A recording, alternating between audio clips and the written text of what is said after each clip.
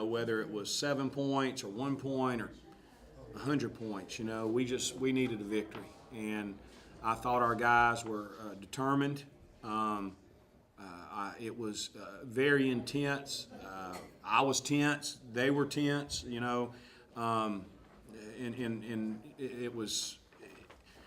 I just thought our numbers were good. The way we rebounded the ball, I thought we showed here and there. We again tried to do a few too many things on offense in the first half and weren't quite patient enough.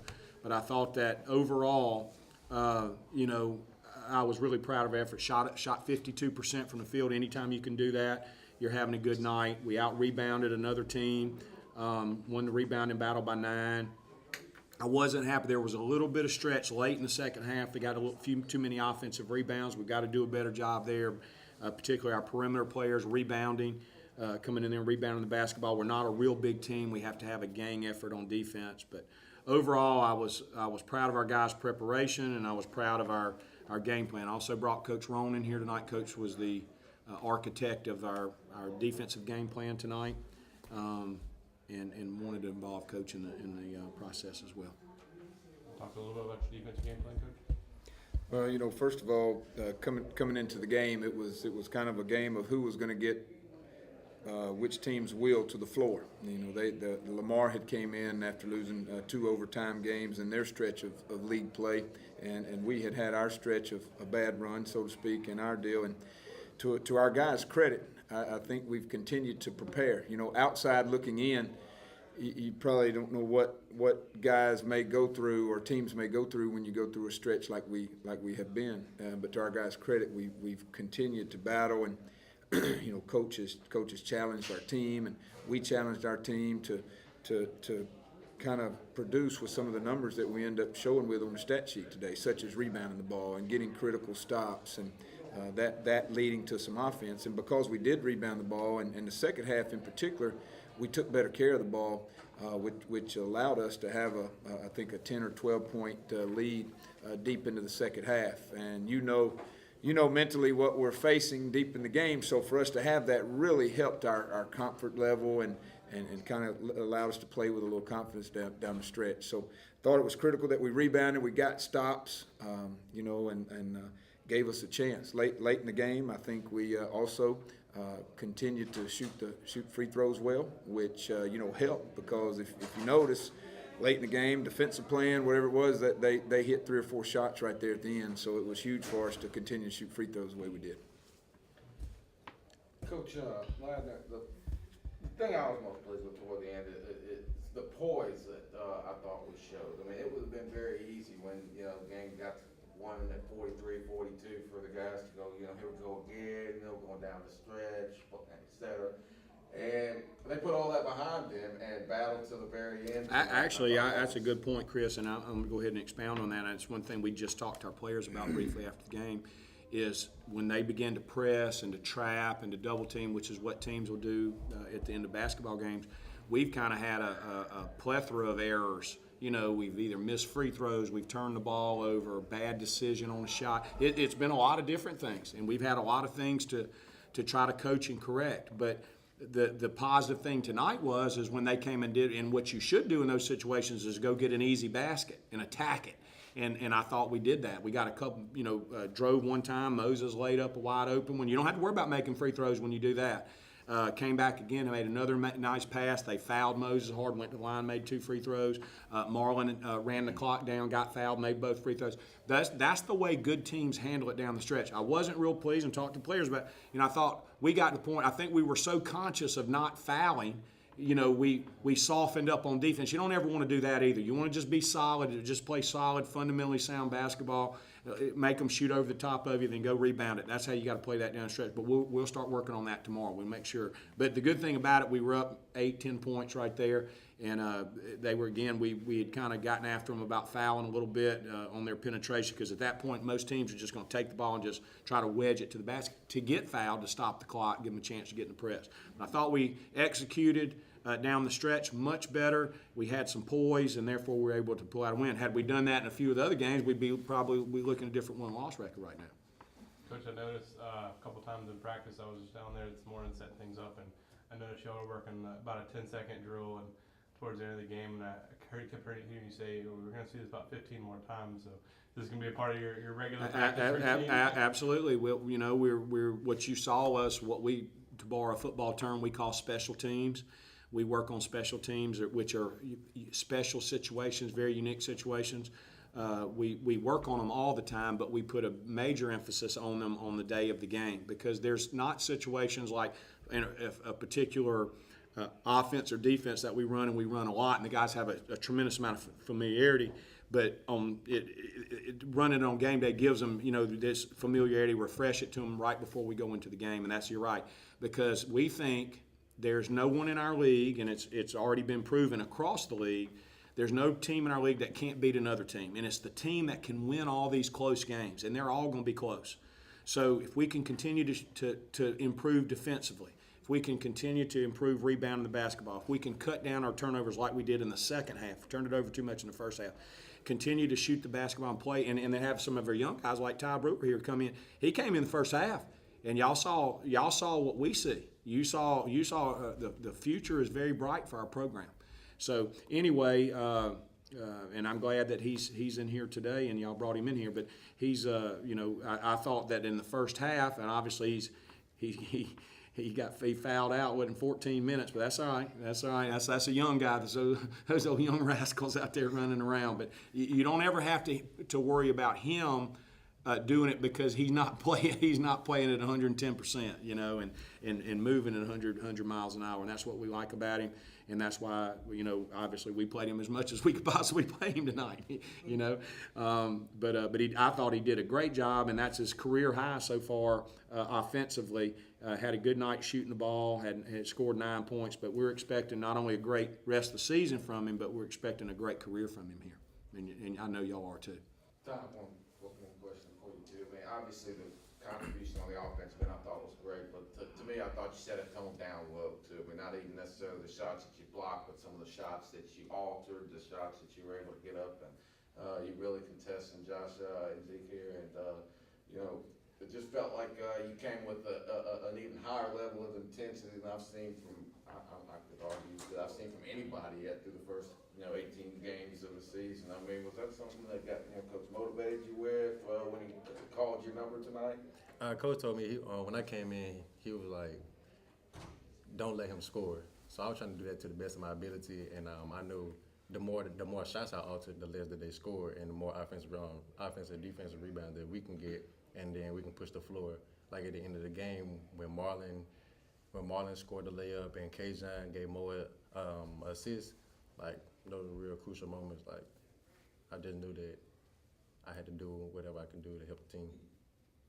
You majored in broadcast journalism by chance. It looks like you're comfortable doing this. Sir. Are you majoring in broadcast journalism because you look comfortable doing this? No, sir. Coach, Charleston and Moses, I mean, they combined for, I think it would have been 28 points, but they missed, I think, a total of 3 or 5 shots between them. Yes, I thought I didn't think either one of those guys was playing well, to be honest with you, at first, and that's why we subbed pretty quickly. There's no more times for feelings and whatnot, and they've obviously, those guys, there are 2 guys that we're counting on. They've been to the wars before, but I am proud. Well, Moses was a little bit different. Moses got a second foul, and the great thing about Ty, about Pop, Jop, about Maxwell Starwood is those guys who have worked very, very hard at practice and getting better and better every game were able to allow us that. We've had years in the past where we would have had to play Moses on to his 3rd and possibly 4th foul in the first half. We were able to play tonight and not only maintain our being right there, even game, but we actually go in them with a lead with Moses. That's a great luxury. And as that was happening, Ty stepped in there and picked up the scoring, which we know Ty's gonna be a great player before this thing's over with. But I have to give Pop, Jop, and Maxwell Starwood credit too, because they were able to come in there. I didn't think Keith was playing up to his capability, and he and I talked about that real kindly, and very nice and gentle, how we can do. And but to his credit, after halftime, he came out and played with some more determination. He was taking the ball to the basket like we need him to, and he can. And that's what our job is. It's to get him and every other player simply to develop and play as close to their potential as they possibly can. So I was very proud of, and then Moses too, but I was very proud of Moses and Keith, but all of our guys, but Moses and Keith, I thought they played like they should play and like we need them to play in the second half. Yeah, I mean, I think with about 2.5 minutes left, you guys are down 1, and then those two combined for 20 points. Wow, over the next 8 that's a games. great stat. I didn't know that. I knew that we were starting to go in there to him because I felt so. You really could feel like that both of them kind of had it going. You know, Moses was taking the ball strong to the basket. Keith was beginning to take the ball strong to the basket. Just played with some renewed enthusiasm. I'd like to say that it had something to do with my halftime talk, but it didn't. Those guys were wanting to win. Coach, last one from me. Just how big of a win is this for, of course, the 3-game road trip coming ahead, everything that we've been through. I mean, on a scale of 1 to 10, just how big? It's a big win. Obviously we've built a winning program, and to lose and then kind of to lose in the style that we've lost has been, it's hurt everybody. It's hurt our fans. It's hurt all y'all, and it's hurt us. Trust me, it's hurt us. The players we're hurting about it, but they haven't ever hung their head. No team's a loser until it doesn't bother you to lose. When that becomes institutionalized, losing does, that's when you got a losing program. Our guys I haven't sensed that the first bit, and as we have been preaching to them, hey, we're still in the thick of this thing, so we've built a winning program. Our guys are winners. They expect to win, and now we just got to take them one at a time. Now we got 14 left. We've talked about 15 one-game playoffs. We got 14 left. I know that's a lot, but we said it last year too when we said we had 9 left. We're going to have 9 one-game playoffs, and we won all 9. Now, we're going to have to go on the road and beat a really talented team on Saturday, but that's part of it. There's nobody that we play left that we can't beat. There's nobody that we play left that can't beat us. So we just got to continue to get better, improve. Anything else for Coach Roan or Ty? Coach, I got 2 comments. Okay. Pete Charleston can be a mismatch nightmare for any team. Can be if he's got some fire in his tail, he can. And I'm glad you brought Ty in because he didn't finish up the game on the court, but he played such an integral part. Yeah. It may have gone unnoticed by some people in the stand, but I'm telling you, If it went unnoticed, they weren't in, they were sleeping. But you're right. We don't win that game if Ty didn't come in there in particularly the first half and give us what he gave us. But it's certainly a team effort. We always say no one player wins, no one player loses games, but it's team effort. But without his play tonight, we don't win. And Moses as well. I agree. In the second half, Mo had to sit most of the first half, but I thought he was a workhorse in there in that second half. Tough and strong, and then get fouled when he didn't score and go make free throws. That's what we need him to do. I think we actually finally got an and one, a foul with a basket and one. You know what? Did we actually get one? Those have been so rare. I tell you what, and I had to go in there and tell the official I was on those guys so hard. I was, but I told them, I said, y'all gonna have to bear with us. We've lost 6 games by 16 points. And I said, we want to win. And I said, whatever happens, I said, if I was kidding with one of them, I said, whether win or lose, I said, don't let this thing come down to the last shot. But I thought, kind of like everybody's wanting to say bad luck, I thought, and I'll wrap up on this, Chris, unless y'all got something else.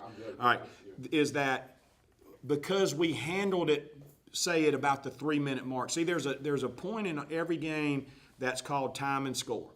And that's when running the clock becomes more important than scoring. And so that's when you have to learn how to manage that time. Now with the shot clock, obviously you have to do a little bit of both. And I thought we handled that tonight better than any other time this year. The other games that we won pretty handily. We were up 12, 14, 16, 18 points. With the exception of Tulane, which we were behind and came back and obviously didn't lead till right there on the last shot. So I thought we managed the lead better tonight. But we've been ahead in these other games too. But we did a much better job tonight, and I'm proud of our guys for that. They just showed better composure. And one thing I did talk with Chris about in the pregame radio show was I think that I'm a positive thinker, and I think that these close games are preparing us, if we would learn from them and evaluate them and critique them, and as we go down the stretch, they're going to help us down the stretch. The fact that we have already played in some of these, a number of the other teams in our league haven't played in any of them. You know, so hopefully that'll give us an advantage down the stretch, and I was proud of our poise and composure down the stretch and the ability to make free throws. Got to tighten up the defense a little bit. I wouldn't be upset if we didn't play another buzzer beater. No, I wouldn't either. But trust me, they're coming. Thank y'all very much. We appreciate it.